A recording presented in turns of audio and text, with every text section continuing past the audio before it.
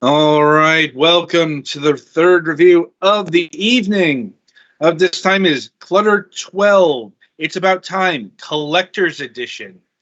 Um, so apparently this is a or at least a numerous series because, um, Yeah, this is the 12th game in the series. Apparently, the maker has been putting out one a year for 12 years now or so. right, and I'm guessing that just because it's the 12th game, that's where they thought about a clock, and that's how we got. It's about time. Uh-huh. Um, yeah. Anyway, the most fun and challenging clutter yet, with over 2,100 puzzles. Um, so many new clutter variations mixed in with the old favorites for a quest you'll never forget. The first collector's edition with 25% more puzzles and additional bonus materials.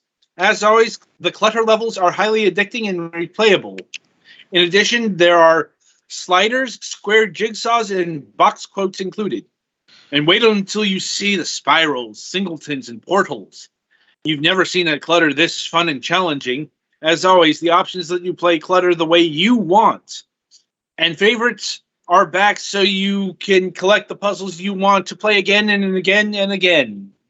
Like, um, I suppose worth noting that this is the first time we've ever encountered this series. So Indeed.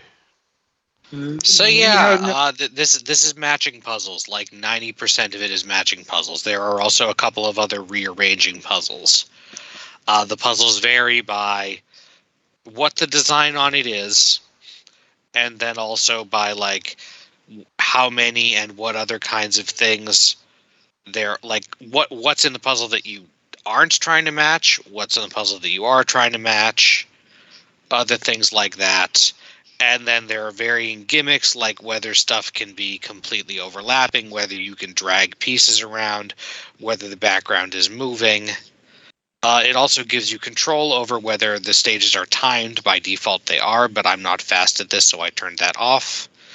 And a lot of other stuff. This game is also super talky. It has apparently a 144 puzzle quote-unquote story mode where the story is just the developer of the game talking at you between stages in text, which is skippable. And those are all new puzzles, and they develop and stuff. And then they're like get harder. There are lots of variants of the same kind of puzzle, but with new gimmicks added. Um, and then there are also like a bunch of other modes that also have large collections of puzzles, but those aren't the ones that are being spotlighted for this. Those are the other 2,000. I did not do a whole lot of these. I did like 10 or so and got a decent variety, but also some of the themes repeated, and yet in this trailer footage there are some themes that I have not seen. So, and also some of those early ones, they said that like if you go back to this stage after you've completed more of the story mode, it'll be replaced with a harder puzzle. So I don't even know how that's fucking included. Honestly, some of this, just like looking at the trailer footage, it looks like something I've seen on one of those Facebook fake game things like, oh, you can't beat this type things. Mm-hmm. It's like, what the fuck is this? Or the ones where it's like, oh, solve this puzzle, and you're like, I could do better than that. Honestly, most of them do get pretty hard by the last few matches just because there's so much other stuff. That said, I mean, the Switch version isn't bad, and it is touchscreen compatible. But I really feel like mouse and keyboard is the optimal way to play this because you can move the mouse faster between things, especially if you want to play in timed mode. The cursor, move around cursor with a stick is pretty accurate, and it's not like super slow, but mouse click would be much faster. Like use the IR thing of the Joy-Con, like detaching. I did not even try that. Mm. And I wouldn't recommend. Well, when you do that, you kind of can't also use the buttons because the Joy-Con is backwards. I guess fair. I keep forgetting that it makes it backwards. Like, I guess Yeah. you could. You could probably use the side buttons, maybe, but yeah. I wouldn't even use that. I would probably use just gyro control if I was gonna do that. But Yeah. I was not able to play on a TV, so. Fair. But yeah, so yeah, it's matching images in the puzzle. This is the closest to a hidden image puzzle, I think, of all the ones, because the images aren't hidden, but they are like overlapping.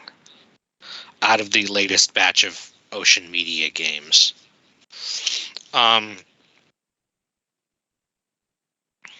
So I guess the two major considerations for this for you are how much do you like the idea of that kind of puzzle, and like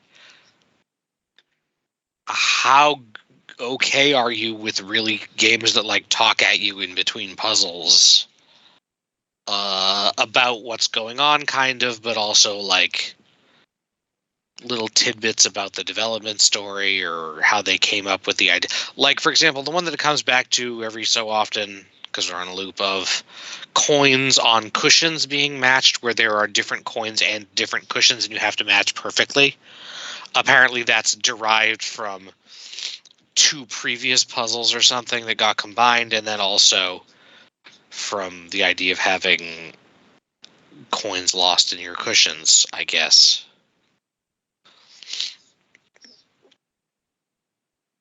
The text was actually a little bit small in handheld mode, so, or tabletop, but handheld mode. So I don't know, it's also probably better on PC. Although Pettyfan is saying that at least the demo version that he got doesn't have a windowed mode, so that might not be great. If it did, it had the menu system is really unintuitive to the point where I didn't want to try and spend 15-20 minutes trying to decipher what the fuck the menu, if there even is one, just to put to a window mode. But Alt-Enter didn't work? Nope. Okay. So yeah, it does give you a decent number of options theoretically, although the user interface is not amazing for anything other than actually playing the games. Like, there is an orb on the top screen, like third or fourth from the left at the very top, that if you click allegedly, it'll give you more information if you hover over things, which is why I don't think a touchscreen would work great, because you can't hover on a touchscreen. Mm-hmm. But I couldn't figure out how to get that to work. There's a pause. There's a pretty long, like, in-game reference thing that goes through a bunch of the stuff, but I didn't really look through that much of it. I don't know. Really, excuse me, a little bit of hiccup there. I think a lot of it is just how much does the idea of this game appeal to you, because there's a goddamn ton of it, but it's pretty repetitive. It's not like all different puzzles. Also, I think the puzzles are procedurally generated within each one. Like, they're not the exact same layouts every time you try to do the same stage. Just the same number of matches. And many of the same pieces. But, like, there may be a piece that matched the first time you play through stage 3, but then has no matches the second time you play through stage 3. The one I'm thinking of, actually, it might have been stage 2. It was the first one that had the friggin' 2 spirals. Because I went back to the main menu for that one to try to figure out how to turn the timer off, because it was getting close to the end.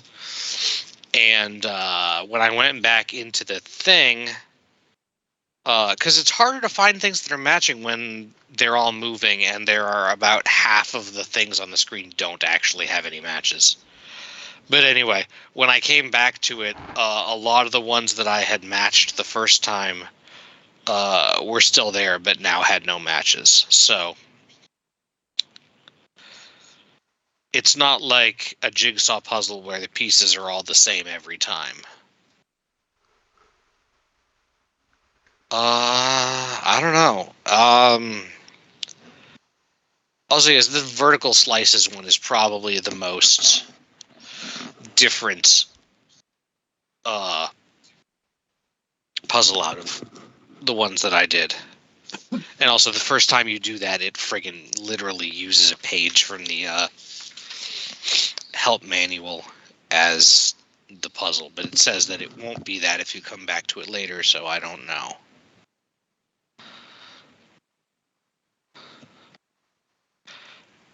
Yeah, do you guys have any questions?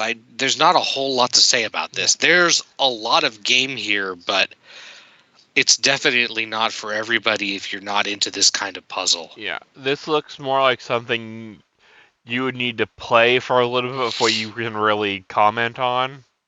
Yeah, I think it does also say that this one gets hard fast, so actually my first recommendation for this is probably start with not the 12th game in the series. Or at least do the demo first before plunking down money on it. Yeah. Like, things like the cartoon animal one are probably a little bit more friendly if you're more familiar with the vocabulary of pieces that they use. Mm. But things like this clocks one, I think, would drive me insane. Because everything is so similar. Mm-hmm. But yeah, it's a pretty straightforward thing. Adam, how much are they asking for this? $14.99. That is a lot, and I would definitely demo before paying that amount for it, even if there are like 2,000 plus puzzles on it. The collector's edition also allegedly has even more than the base version. 2,100. Yeah, so...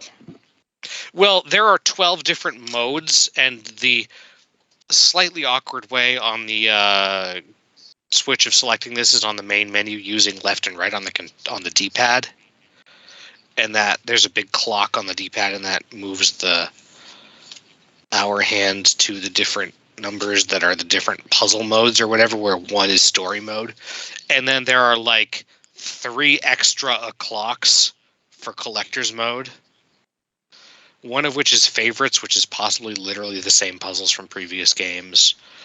I really did not play around with much outside of story mode because I was at least kind of curious as to where the hell that was even going.